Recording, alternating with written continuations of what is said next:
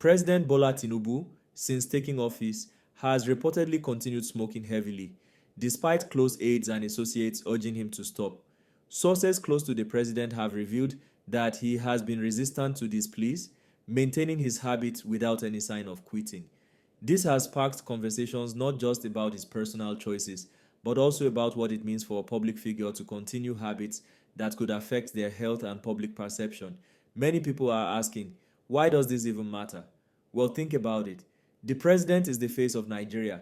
His actions, his health, his lifestyle, they all send messages to Nigerians. Leaders are expected to set examples. When someone in such a high position continues a habit known to be harmful, it raises concerns.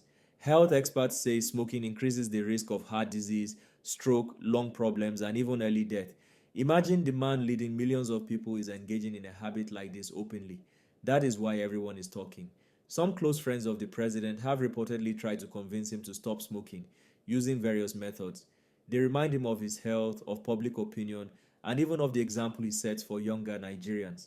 Yet it seems he has firmly said no, choosing to maintain his habit. It's a bold move, and it has caught the attention of both supporters and critics. Now, we also need to look at this from a human perspective. Yes, he is the president, but he is also a man who has lived a long life, and people have habits that are hard to break. Smoking could be part of his routine, his stress relief, or just something he enjoys. However, being in a leadership role comes with responsibility. This is not just about personal choice anymore, it's about public perception and accountability. On social media, reactions are everywhere. Some people argue that it's his private matter, that he should be allowed to live as he chooses. Others argue that he should set an example for Nigerians, especially as health campaigns fight hard to reduce smoking in the country. And this debate is what keeps the story alive, because it touches on culture, health, and leadership all at once. Before we go further, I want to remind you all, if you are enjoying this gist, hit that like button, share it with your friends, and subscribe if you haven't yet. Your support keeps us bringing you these detailed news updates every single day.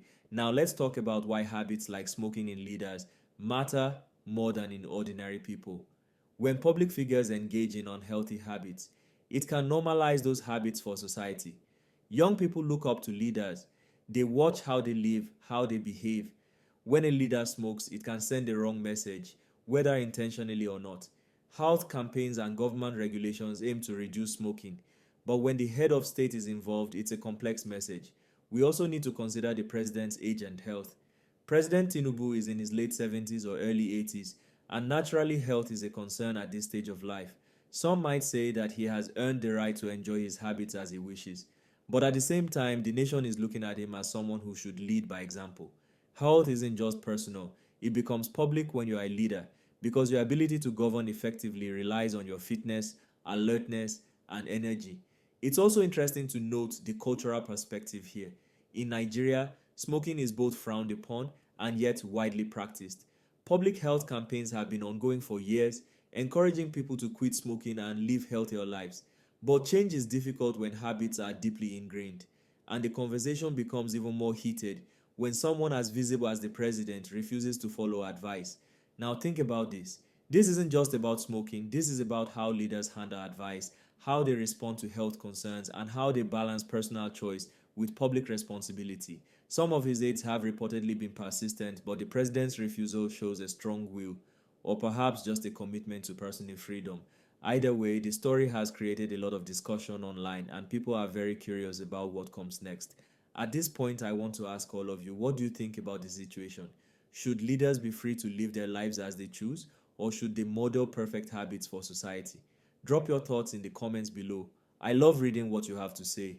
And remember, if you haven't yet, like this video and subscribe so you can join the conversation with thousands of other viewers. This story also connects to a broader discussion about leadership and public health.